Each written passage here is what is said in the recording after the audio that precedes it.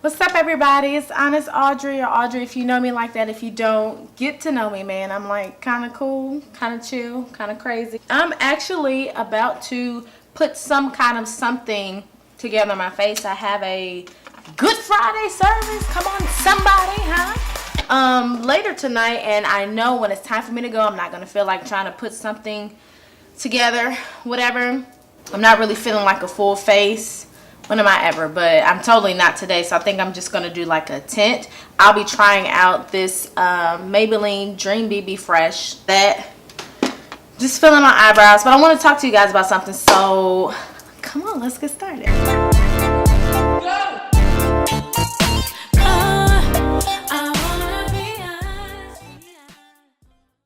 So I try to make sure that I list all of these products at the bottom because I probably won't be saying what they are or whatever, because I want to talk to you guys about something.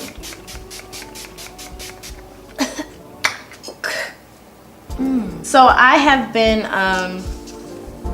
really my husband will vouch for me. I've been really obsessed lately about my weight because I am not the same size I used to be, man. I'm as grown, honey, and I have grown my weight. And just being like super transparent, I've always been like 150 something pounds since, like, I would say latter part of middle school into college. Honestly, my weight of course shifted the older I got, kind of settled in places that made me be pretty curvaceous, and other people are always like, man, your shape is just so whatever. I've never felt that way about myself. Every size that I've always been. And of course, you know, as you get older, you kind of, your weight progressively shifts and sometimes you gain weight, yada, yada, yada. But at every stage of weight gain, weight loss, or whatever that I've been at, I've never been satisfied. It's always been like, I'm too big. I've always felt like I'm too big. And right now I've gone from like 160, I would say, like, that's kind of been the consistent weight I've been since I graduated college in 2014 up until maybe 2016-ish, but I am now a whopping 181. Oh my god, honey, I've never been that size.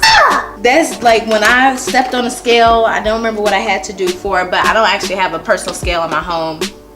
I'm really trying to get my life because I can't find my okay. So anyway, I stepped on the scale for some reason and I was like, when did I become 180? But I totally am, and I've gained weight older. I'm 25. Like, my weight and my metabolism and like my activity has shifted from college. My college days were like super crazy busy, but you know, the older I got, I kind of got to shift what my schedule was like, and because of that, you know, I wasn't as active, just being real. So I gained weight. Now, of course, because I believe that my body structure is that of a shapely girl, my weight usually sits, you know, I guess you would say in desirable places. So I would gain weight here, so my breasts would get bigger. I gain weight in my thighs, which I've never liked, but I heard that it's great to have. Whatever, if my husband likes it, okay, great, whatever. That wasn't really my thing. And my butt would like get wider, and the weight, of the glory. So the weight would like set on the cupping part of my all right, anyway, so I said all that to talk about, or segue rather, into weight. You know, we obsess about weight in the society that we live in, the area that I live in. Like, we obsess about weight, and you could say in the United States, of course, it's a bigger thing maybe the farther west you get and the farther north that you get, maybe, and in certain industries. But I know for certain in the entertainment industry, it's a big deal. Even in the gospel sector, it's a big deal, and it was a big deal for me, no pun intended.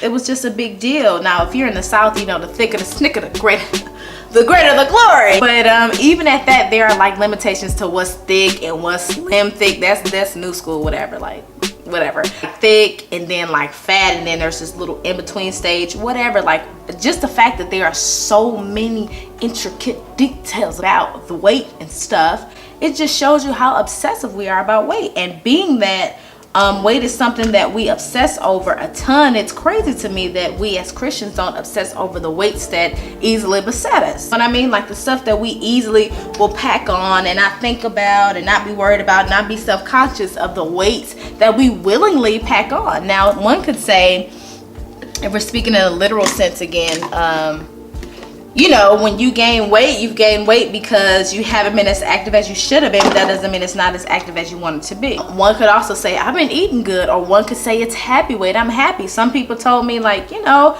you gained weight, you just got married, like you're happy. You know, you gained happy weight. I didn't feel that way, you know, but that's another reason. And it's funny, we have all these positive terms for gaining weight, although we overly obsess about the fact that the weight actually gets there once the weight does get there. But when you speak about it on the spiritual side, we don't even acknowledge weights that we take on, that we gain, or if it came from a happy place or not a happy place, meaning the trivial things that we decide to do and take on and become and get close to and attach ourselves to, and habits that we gain. These are all weights that press down on the places that the Lord wants to occupy, but we've occupied them with fatty assets. And I would say assets that we think, oh, you know, I'm becoming better, I'm bigger, I'm more important, I have a better job, I finally got a man, I finally got a girlfriend, you know, I finally got the whole package, I finally got my car, oh my God, I got my own car, I don't have to wait on nobody to take me to Sunday school. You know, these become weights. We enjoy them. We feel like, you know, I'm in a better place because I have what I want to have, but hardly ever consult the Lord about if that's what he wants us to have. So anytime that we're taking on things and we are glorifying things and that we are perpetuating things that have not been that we haven't consulted the Lord about whether or not we should even have them or be a part of them or even acknowledge them, they easily turn into weights. If the dream job is giving you everything you've ever desired, but it looks nothing like what the Lord wants you to have, and you don't even know it because you haven't asked God, it's a weight. The same is in the literal sense. You know, we take on stuff because it seems a certain way and we desire it at the moment, but then later down the line we get obsessive. We get crazy and obsessive about, oh my God, I have fat pockets and I have a second neck and whatever, you know what I mean? We start to obsess about it as if we didn't willingly take on these things. And a lot of times we take on these things and honestly we're ignorant to their long-term effects.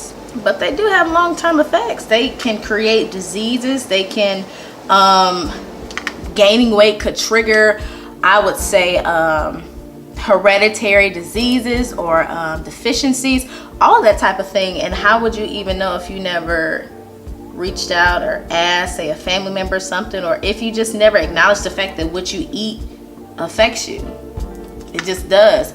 And in the same light, spiritually, what you eat affects you. Like, you may think it's no big deal what kind of movies I go to see, it's no big deal what kind of music I listen to, and I may sound like 1976 and Mother Betty on the third pew, and I'm sorry, but I mean the truth is the truth no matter what era, decade, or year we're in. You may not be thinking about, I mean, these eyebrows are just angly. That's all right, we'll clean them up. But you may not be thinking about how the music you listen to affects you, or the places you go affects you, or the kind of friends, or, you know, places that you hang and that kind of thing. You may think it's not a big deal, or going on a date with somebody, like, I mean, it's just a date. It's not like I'm gonna marry them, or being friends with somebody that does things that you decided that you're not gonna do anymore. You just, you know, a lot of times we don't feel like it affects us because we think we're invincible, but the reality is God is just gracious. You know, he gives us the grace to not turn into or morph into or become attached to what it is that we attach ourselves to. And what I'm saying is gaining friends and friendships and types of jobs and connections with people that look nothing like what the Lord has desired for us to be or to have. And the reality is that we don't realize, I think a lot of times, is that it's not actually about what you're strong enough to handle. It's about how gracious God is, that he won't allow things to attach itself to you. With all of that being said, you know, it affects us. What we eat, it affects us. Naturally and spiritually, it affects us. It affects us. It affects us and it effects us. There's a cause and reaction to everything that you do. And it's the same way with what you eat. Like, I even realized when I was watching these, I have like this habit of binge watching shows, especially on Netflix. Like, that's kind of my thing. When I want to be in my box, because I'm a super introvert, when I want to be in my box, imagine that, an introvert talking to you because you was so cool and we his best friends. Super introvert. I love watching just like binge watching a thing, you know. I don't want to flip through shows and episodes and that kind of thing. Like, no, I just want to watch one thing episode after episode. And I didn't realize until my husband kind of showed me. He was like, you need to stop watching that show. I was actually watching Pretty Little Liars. Now, I love Pretty Little Liars. If you like Pretty Little Liars and you're sad that it's gone, like this right now. Anyway, my husband was just like, you keep having all these weird dreams, like, and of course, you know, me being deepwonder.com, deepwonder.com, I was just like, maybe the Lord is trying to show me something, because I keep having these, you know, really intense dreams and somebody's trying to get me and there's something I just don't know. And he kind of looked at me like, stop watching Pretty Little Liars. And of course, I'm saved. I'm like, that's not what it is, because I know God, you know. No, it actually was, because I like slowed up on watching it, and yo, like the dreams, they dissipated.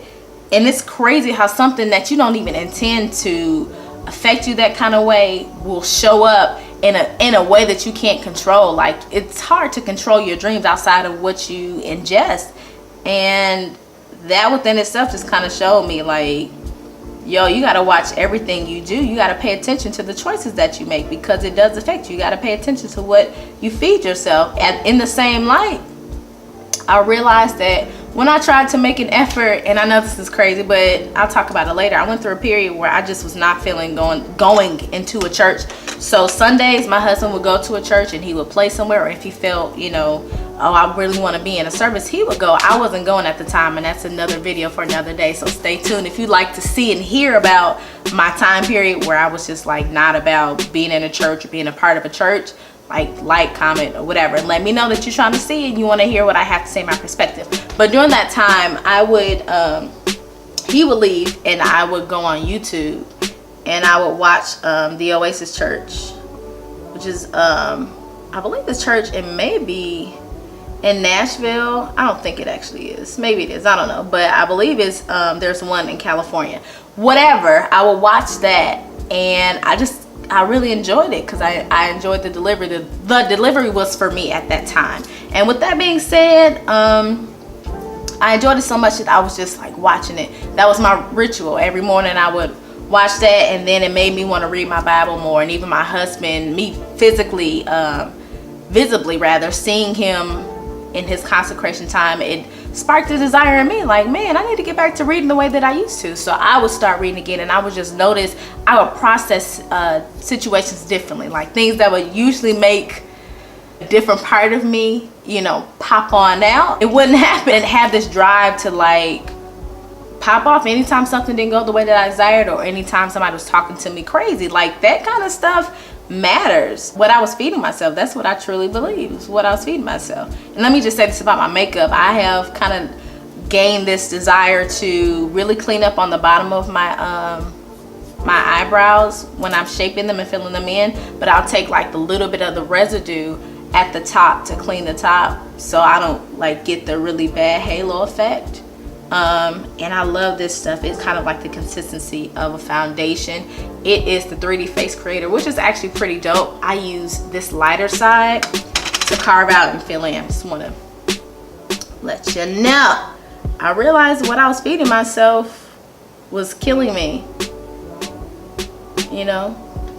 And this is also to say, let's go back to the natural side of things. Like, you won't die if you go to the club with your friends. You still love God if you are celebrating something and you are not convicted by drinking or something as a form to celebrate or something. You decide to have some wine or something to that effect. You're not gonna die. It's the same way when we're speaking about natural weight.